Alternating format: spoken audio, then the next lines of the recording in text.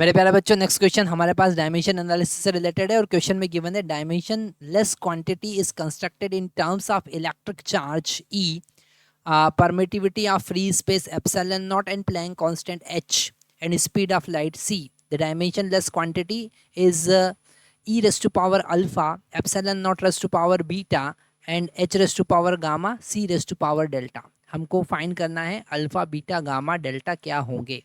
ठीक है, तो डेफिनेटली इस टाइप के क्वेश्चन सॉल्व करने के लिए हमको सबके डायमेंशन फार्मूले देखना पड़ेंगे। अगर हम फर्स्ट ई का डायमेंशन फार्मूला देखें तो ये इलेक्ट्रॉनिक चार्ज है। ठीक है, मतलब कि करंट इनटू हम लिख सकते हैं AT, इसका डायमेंशन फार्मूला डायरेक्टली लिख सकते हैं AT।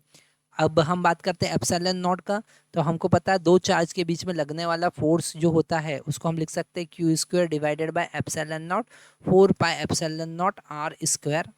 ओके, तो यहाँ से एप्सिलॉन नॉट का डायमेंशन फार्मूला निकालने के लिए हमारे पास फार्मूला आ जाएगा q square divided by 4 pi r square into f.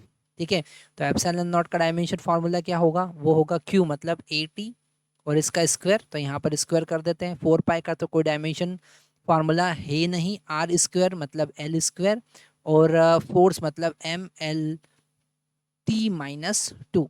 ठीक है, तो इसको सॉल्व करते हैं हम। एप्सिलॉन नॉट का डायमेंशन फार्मूला हम फाइंड करेंगे और वो हमको मिलेगा क्या, वो मिलेगा m रेज़ टू पावर 1 - 1 है ना, m raise to power -1।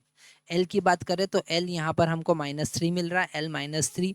t की बात करें तो t रेज़ टू पावर 4 हमको मिल रहा है और a की बात करें तो a स्क्वायर हमको मिल रहा है। तो ये हमारे पास में एप्सिलॉन नॉट का डायमेंशन फार्मूला आ गया।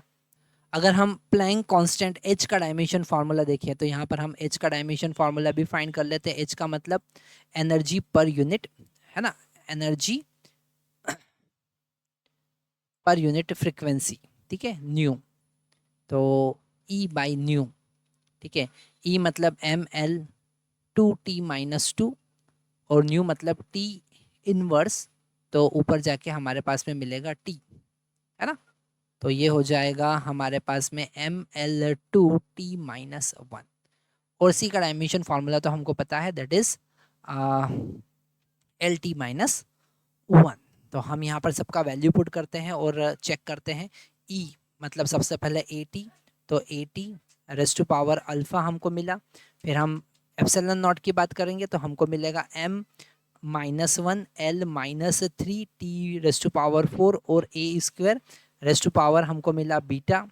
ठीक है, और गामा की बात करेंगे तो हमारे पास डायमेंशन फार्मूला था ML2T-1 rays to power gamma, और अगर हम डेल की बात करेंगे तो L-1 LT-1 raise to power gamma, sorry raise to power delta. अब हम सबसे पहले m के पावर की बात करेंगे तो m का पावर यहाँ से माइनस बीटा हमको मिल रहा है, यहाँ से हमको प्लस गामा मिल रहा है, इज़ इक्वल टू 0।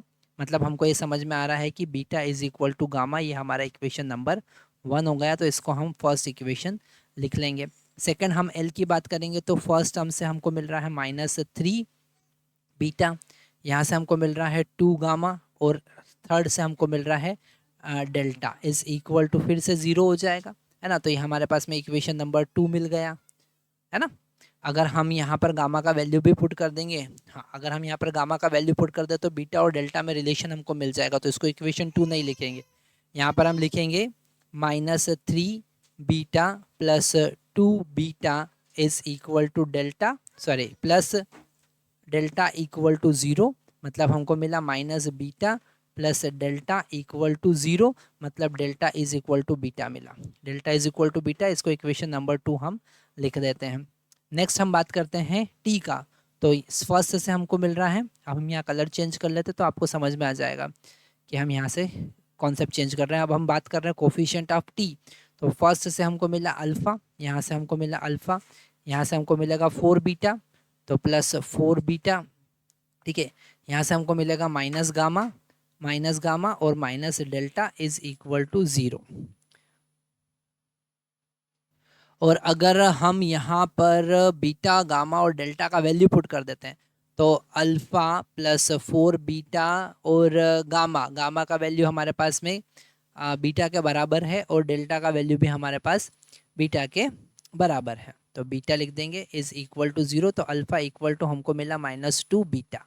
ठीक है, अब तो हमारा क्वेश्चन सॉल्व हो गया है। अल्फ़ा का वैल्यू हम लिख सकते हैं 2n, बीटा का वैल्यू हम लिख सकते हैं, अगर हमने बीटा को -n लिख दिया, क्या लिख दिया, beta is equal to -n, तो अल्फ़ा इज इक्वल टू कितना आया 2n, beta is equal to कितना आया -n, gamma is equal to कितना आया -n, और डेल इज इक्वल टू कितना आया -n। तो हमारा आंसर कौन सा सही होगा, definitely A is the correct answer.